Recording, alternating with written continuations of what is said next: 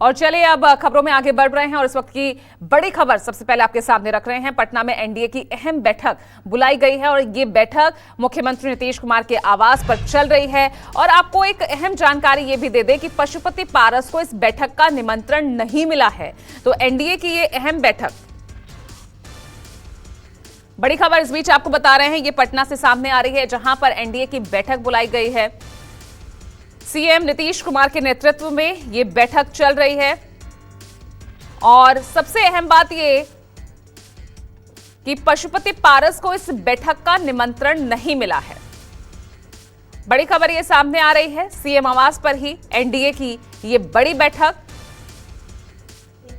विधानसभा की 4 सीटों को लेकर उपचुनाव होना है और इसके बाद अगले साल बिहार विधानसभा चुनाव। तो ऐसे में रणनीति चिंतन मंथन शुरू हो चुका है। ये बैठक सीएम आवास पर मुख्यमंत्री नीतीश कुमार के नेतृत्व में ही एनडीए की ये बैठक बुलाई गई है। और ज्यादा जानकारी के साथ पटना से लाइव जुड़ रहे हैं मेरे सहयोगी सौरभ कुमार। सौरभ, इस बैठक के क्या मायने निकालें? बिहार की 4 सीटें जिन पर उपचुनाव होना है और अगले साल एक बड़ी परीक्षा विधानसभा चुनाव।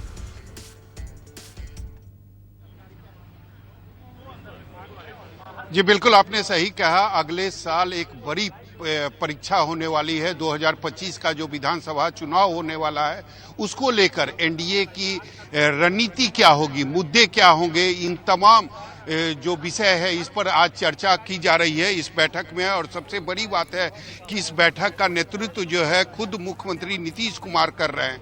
लेकिन एनडीए के सभी जो घटक दल हैं उनको इस बैठक में निमंत्रण मिला है, लेकिन पशुपति पारस की जो पार्टी है यानी राष्ट्रीय लोक जनशक्ति पार्टी जो है उसको इस बैठक में न्योता नहीं मिला और उस कारण से पशुपति पारस के अलावा उनके पार्टी का कोई भी जो नेता है इस बैठक में मौजूद नहीं है। और सबसे बड़ी बात है कि एक कोऑर्डिनेशन की कमी, यानी एनडीए के कार्यकर्ताओं के बीच एक कोऑर्डिनेशन की कमी जो लगातार देखी जा रही थी, उसको जरूर यहां दूर करने की कोशिश इस बैठक में की जाएगी। और इसके अलावा 2025 में एनडीए का मुद्दा क्या होगा, रणनीति क्या होगी, इस पर आज इस बैठक में चर्चा की जाएगी। क्योंकि विधानसभा का जो 2025 का चुनाव है वो काफी अहम है और एनडीए के तरफ अगर देखा जाए तो एनडीए ने 225 सीटों का जो टारगेट है वो इस बार तय किया है। और निश्चित रूप से जैसा एनडीए के तमाम नेताओं ने पहले ही ऐलान कर दिया है कि इस बार भी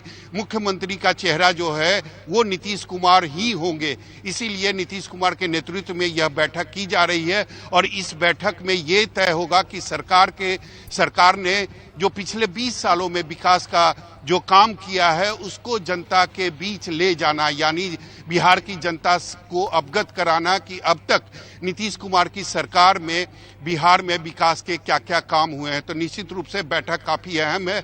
बैठक शुरू हो चुकी है, लेकिन कुछ जरूर इस बैठक में महत्वपूर्ण मुद्दे हैं, जैसे चिराग पासवान किसी कारणवश इस बैठक में मौजूद नहीं है। इसके अलावा अगर केंद्रीय मंत्री जीतन राम मांझी की बात करें तो वो भी इस बैठक में मौजूद नहीं है, लेकिन उनके बेटे संतोष सुमन जो हैं वो इस बैठक में शामिल हैं। इसके अलावा जो चिराग पासवान के जो सांसद हैं वो इस बैठक में मौजूद हैं, लेकिन पशुपति पारस को निमंत्रण नहीं मिला है। कुछ दिन पहले आपने देखा होगा कि किस तरीके से पशुपति पारस को जो उनका कार्यालय है उसको खाली करने का नोटिस दिया गया था और ये भी कहा गया था कि उनको 7 दिनों का मोहलत दिया गया है। चलिए, तो ये बैठक बहुत अहम है, लेकिन बड़ा सवाल ये कि कोऑर्डिनेशन की कमी है वो इस बैठक के जरिए सामने भी आ रही है। बहुत बहुत शुक्रिया आपका सौरभ इस तमाम जानकारी के लिए। और